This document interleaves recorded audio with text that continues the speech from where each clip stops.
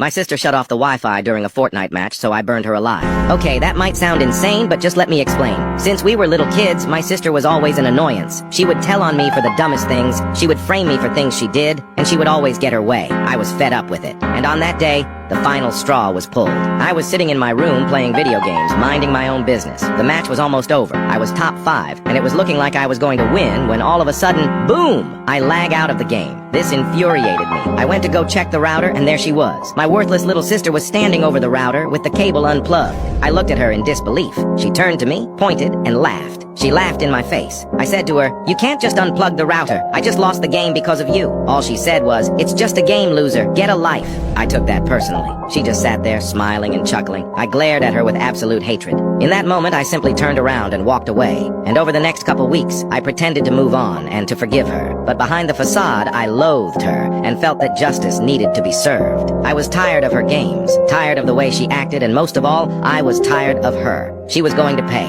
After our encounter, I was no longer a brother, a son, or even a person. I was simply vengeance.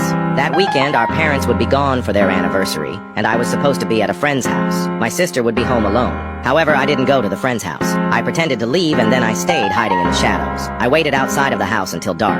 That's when I made my move. Now, normally, all of our doors and windows would be locked, but I made sure to leave one window unlocked to sneak back into the house. Walking around the house to the unlocked window, I passed my sister's room. She was on the phone with one of her friends, laughing, chuckling. My anger only grew. How could she be so happy? It was as if she didn't have a care in the world. I quietly snuck in through the window. The house was completely quiet, other than my sister's faint laughs from across the hall. I made my way into the kitchen. There, I turned on the oven and the stove to maximum heat. I threw paper towels and rags on top of it to speed up the process, and before I knew it, the kitchen was up in flames. The heat was overwhelming, and somehow my sister didn't notice it yet. I quickly climbed back out the window. Outside, I ran over to her bedroom window. Looking through it, she was laying on her bed talking to someone on the phone with earbuds in. She couldn't hear the fire raging throughout the house. It was perfect. In the blink of an eye, the fire reached her door, and you could see the red-hot glow from underneath it. My sister finally noticed it. She ran over and tried to open the door, but the doorknob burned her hand. I watched her begin to freak out. She ran over to her bedroom window, attempting to escape. As she tried to lift up the window, our eyes met. She looked happy to see me. "Help me open this window," she said. I just stared at her with a sinister look on my face. She stood there, on the other side of the window, in confusion. Then, the realization finally hit her. Her eyes grew wide, and she started to panic. Screaming in fear, she desperately tried to open the window, but there I was, holding it down. She begged and pleaded for me to help, but that was the last thing I had planned on doing. In seconds, the fire had breached her room. It was spreading rapidly, and my sister was sobbing with her face on the window. "Please let me out," she cried. I watched the flames engulf her. I watched her scream in agony, rolling on the floor as her body burned endlessly.